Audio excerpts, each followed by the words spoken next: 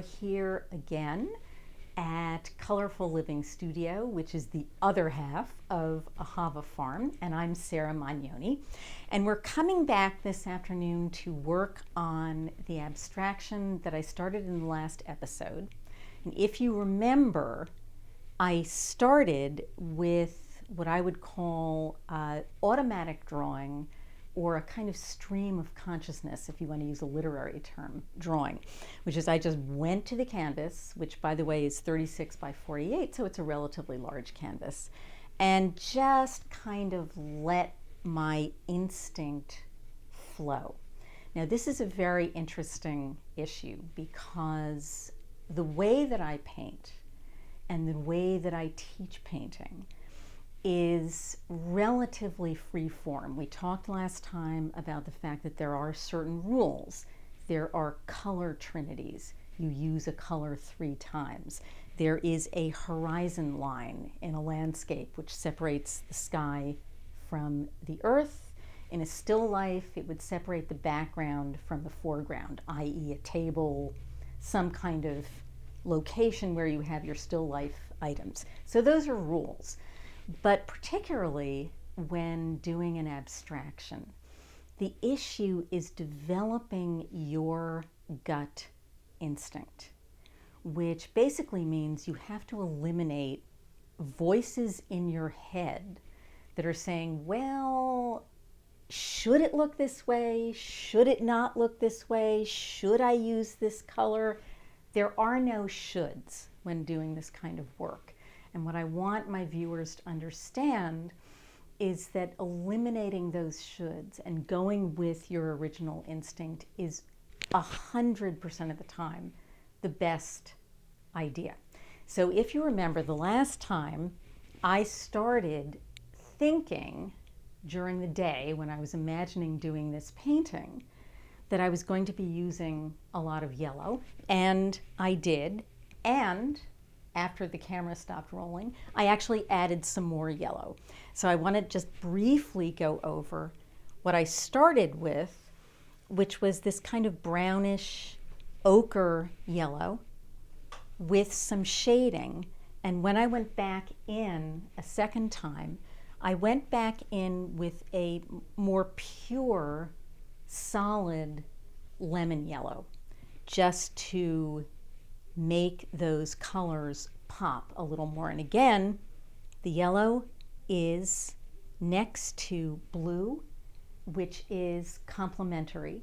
So there's a nice vibrance, and also next to purple, which is also complementary, between those color areas. So today, the question is, where are we going to go from here?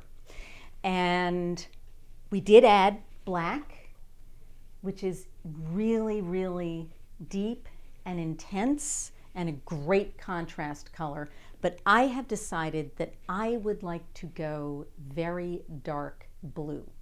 So that brings us to indigo blue or phthalocyanine blue, or several blues together, possibly mixed with some black. So I'm going to do that right now on my palette.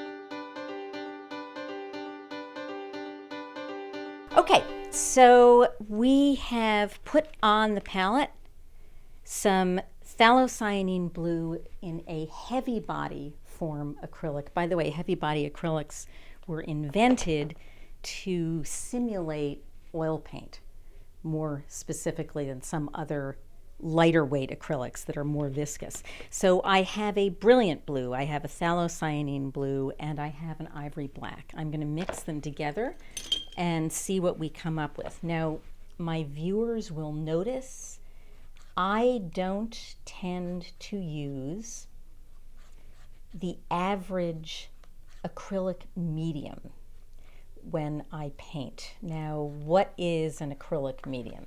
An acrylic medium is an additive, and I'll show you what we've got here. This is called a matte medium, and basically the matte, M-A-T-T-E, refers to the fact that there's no gloss to the paint. The only kinds of mediums that I generally use, and again, this is entirely personal choice, are really, really heavy-bodied mediums that sometimes have sand or other really heavy stuff in the body of the medium, so you end up with almost a pebbled look to the painting. Now, you can achieve that just by using real sand, and I'll show you that a little bit later. But let's go in with this really hefty, because of the heavy body, darker blue. It's going right next to the yellow. Once again, that's a complementary color, and it's got nice thick consistency. I'm using a flat brush, which gives a nice clean line. Now, anything that I'm not happy with in terms of the line, I can eventually clean up by actually adding some black line back into the painting where I did my original Conte crayon drawing. Very, very nice heavy body. Now, a word about phthalocyanine blue, which is a basic mixing color, and it's right here. Okay, the phthalocyanine blue tends to be on its own kind of lightweight and not particularly opaque.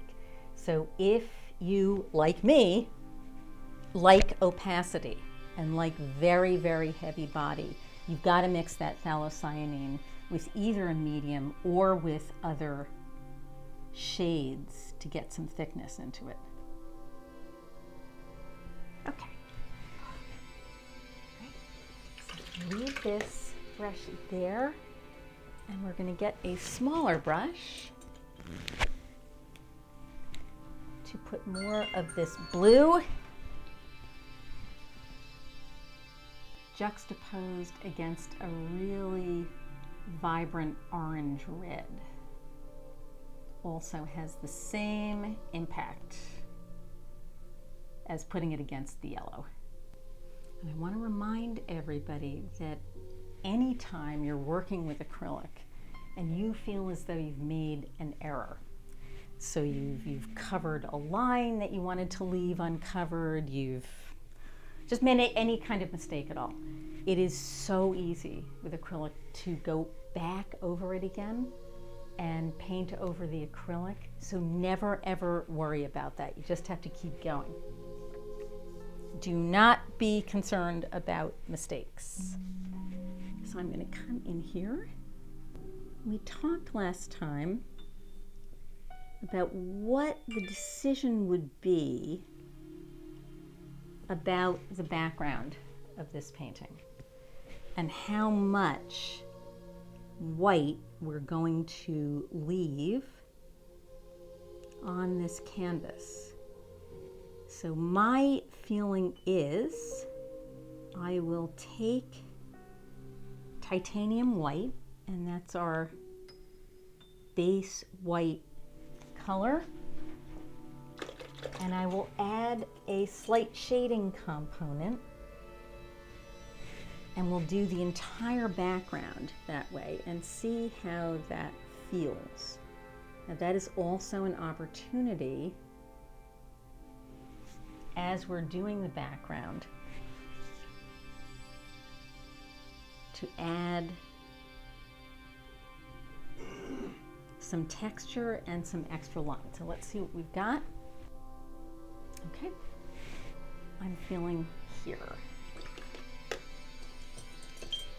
Some of those decisions about where to add color and how to use it have to be made on the spur of the moment, almost intuitively.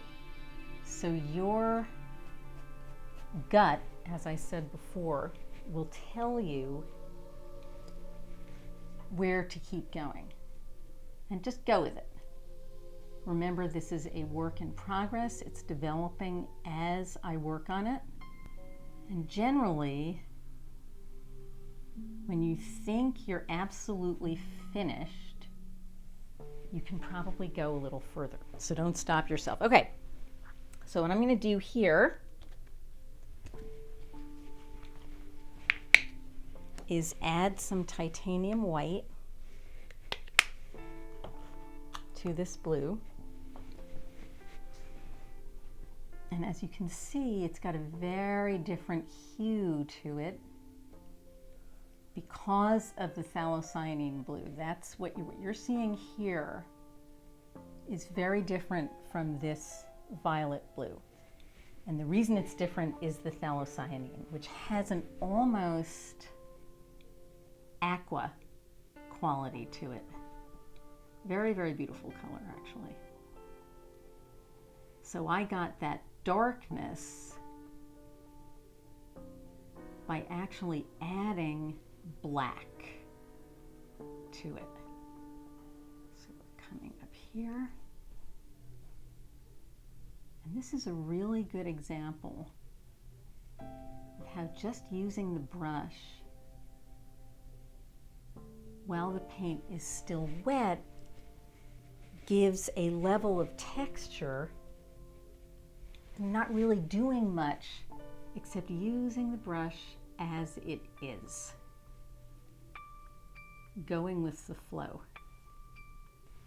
Now, if you notice, I went towards the white, the titanium white, because we're juxtaposing this blue against black.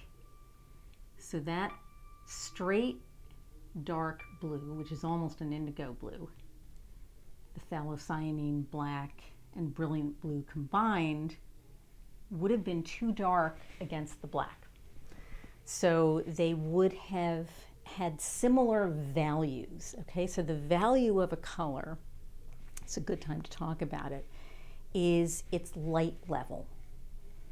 So this color has in fact, because of the addition of white, has a lighter value than this straight yellow.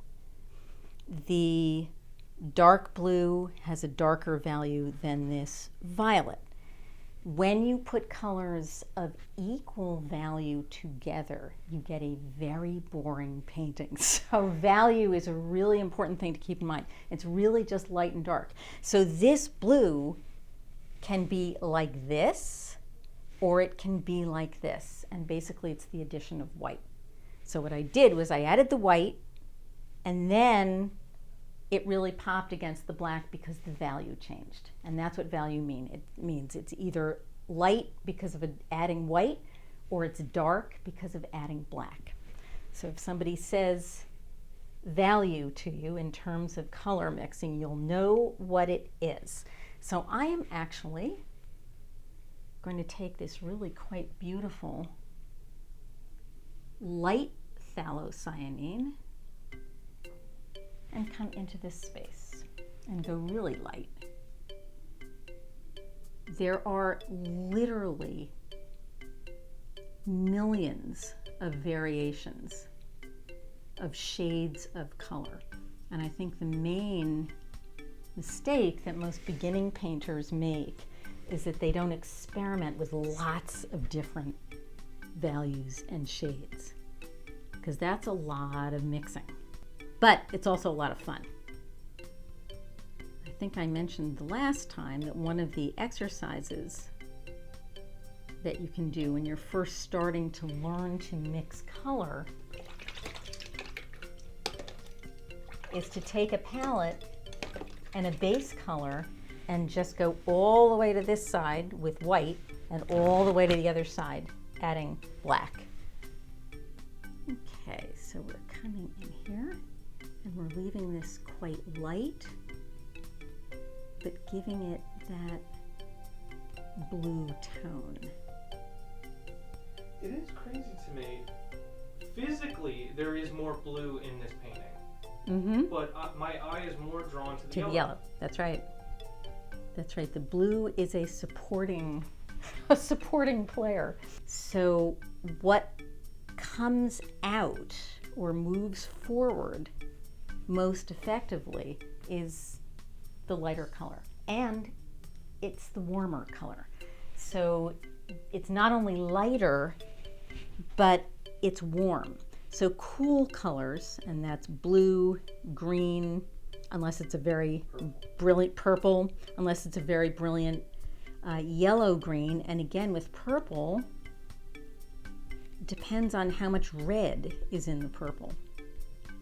So if there's more red than blue in the purple, it will tend to move forward rather than recede. But that goes back to how you use color to create space. And I'm really glad I went to that blue, because now we've got, in my opinion, a little more energy and a more finished quality to the entire composition. So what I want people to understand is sometimes that feels very risky when you're making that kind of change. And don't be afraid. Just don't be afraid. It will be a risk to add color, for instance, where you didn't expect to add color. But almost always, taking that risk is actually a doorway to, in fact, a better painting. So just keep going with it. And I want you to note the difference, once again, between the areas of color that are completely flat, like the black, like this light violet blue, and the areas of color that are textured with the addition of white in this case. You can do the same thing with black. In this case, I've decided to use white.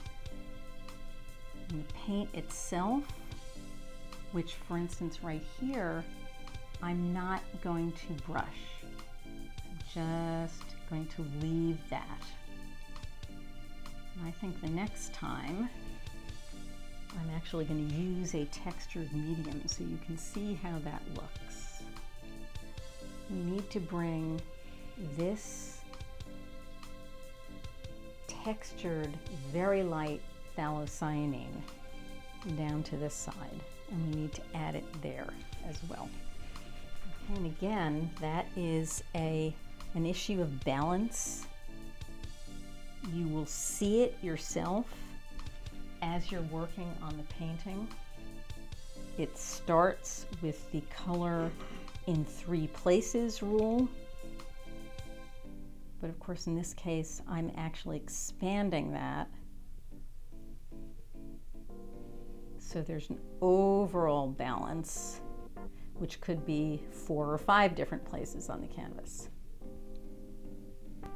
So this is going to be heavy on white, so that we watch our value up against the other blue, making sure that this is considerably lighter in value. So we need more white.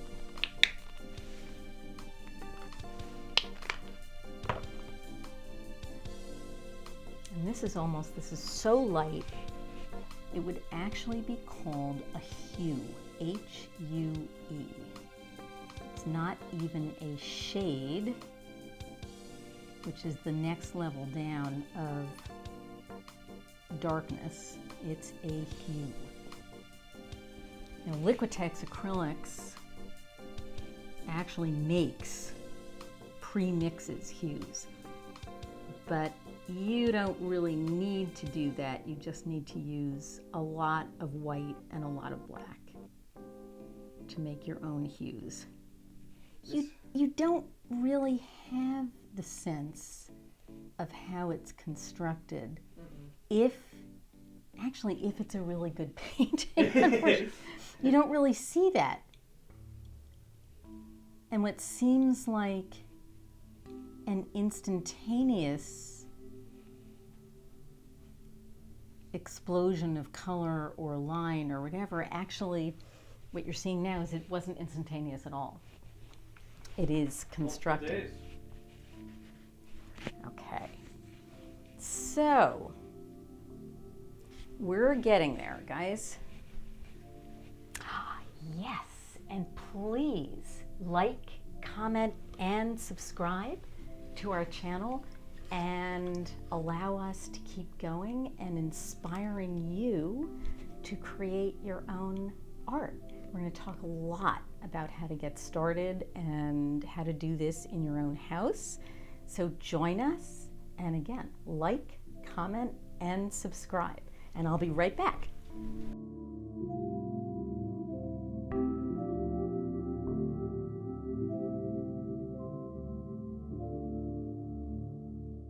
Okay, we are back from washing brushes, and I did want to make a comment on that. There are acrylic brush cleaners sold. I generally just use water, and my only advice there is just wash them really thoroughly and very fast. So you don't want to leave your brushes in water for any length of time. You want to get that pigment out of the nylon brush quite fast. Okay, so I'm constantly going in and out of the bathroom and using the sink to wash my brushes. I don't mind taking a break and actually carrying the water into the other room. Some people like to keep the water right next to them, but you got to clean it out on a regular basis. Okay, so what I've decided at this point is that we're very, very close to completing this painting, and as I suggested earlier on, I'm going to leave large areas of the background just white. This is just plain old canvas because I like the way this image is floating. I feel as though it has movement, and I don't really want to ground it particularly on the canvas. However, I'd like some staccato points, almost like music, because I'd like to add that into the sense of movement in the composition. So I'm going back in with a very small brush, and I'm going to add some black line, which kind of dovetails with the original Conte crayon drawing. So I'm bringing some elements of that back into the finished piece. So here we go. I used some Mars Black. And I'm going to start right over here.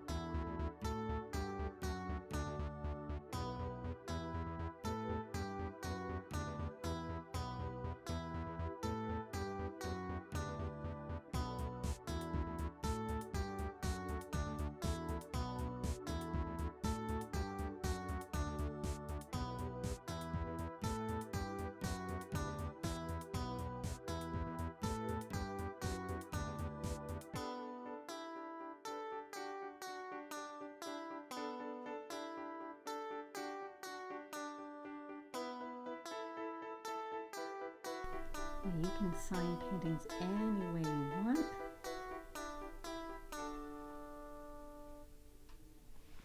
Just like to make sure there's a balance between my signature and the date. In this case, I'm just putting down 2024. So that is also balanced, as well as the rest of the composition. I think it's finished. I like it. And this is what I'm going to do. It's great right now, and I'm happy with it. But I will definitely get up tomorrow morning, come back in and say, is it finished? Is it not? Give yourself the option of doing that. You will know the next morning. It will hit you instantaneously. You'll walk in and say, oh, it needs something else. Or I'm ready to move on to the next painting.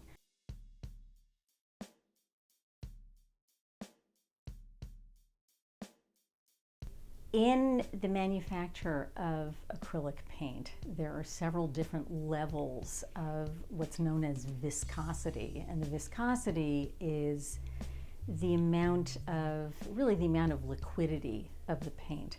So full-bodied acrylic is manufactured by a whole bunch of different people, Liquitex and Golden Acrylics, a whole bunch of different companies, and is made to simulate the heaviness of oil paint. But remember, oil paint is oil-based, acrylic is always water-based, and acrylic polymer-based. So the texture of full-bodied acrylic is supposed to simulate oil paint. Then there is an ink quality of acrylic paint, which is used in spray painting and a rather light and almost watercolor-like work. And then there's student grade, which essentially has the same kind of pigment in it, a little bit lower in heaviness of pigment. If I am recommending paint for a beginner, and you're all going to think this is a little strange, but I would always go, quite frankly, for the more expensive and the heavier paint, because with less experience, you are looking for heavy impact. And it's very easy for a really experienced painter to get heavy impact with very lightweight paint. It's easier for a beginner to get heavy impact with the heavier bodied paint. So it's a little more money, but I would definitely recommend that for beginners. I love Liquitex. I've always used Liquitex paints for 45 years. I've used Golden Acrylics. There are some Japanese companies. My suggestion is to look through Dick Blick, which is a huge art supplier, Pearl Paint, ASW, that's ASW Art Supplies. Take a look at what's available, and if you have the money, experiment.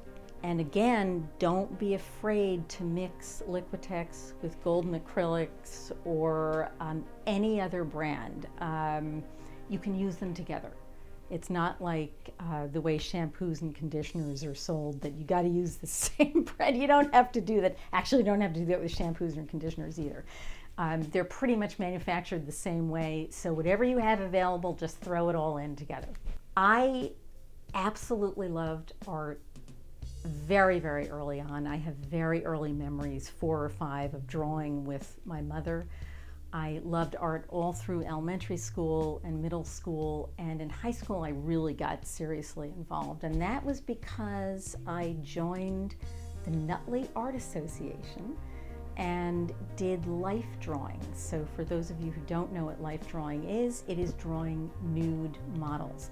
And when I started doing that and recognizing that drawing people in the nude was basically the most zen activity you could possibly engage in. You looked at the body as a series of lines and muscles and chiaroscuro, and it's the most wonderful experience. I would recommend getting into a university or a college or a local art association nude drawing studio. To everyone who is interested in art, it really, really stimulated me to continue. When I got to college, And my freshman year in the art department, I began working with a group of really spectacular professors whose specialty was color. And that's really when I began painting. It is a language unto itself, and all of a sudden my world exploded. It's a language, and I began to learn how to make the color work for me, to get an image in my head and actually make that happen on the canvas. And that's what it's about for me. It is not so much about creating the greatest painting on earth as it is a very personal experience of having an image and actually getting it onto the canvas. There's a lot that happens between your head, your hand, the medium that you're using, that could be paint, drawing, anything, and the canvas. And when you get all of those things together, it's a wonderful experience. So that's been 45 years. I haven't stopped since. Please like, comment, and subscribe, and do let us know about your painting experience or drawing experience. We would love to hear it.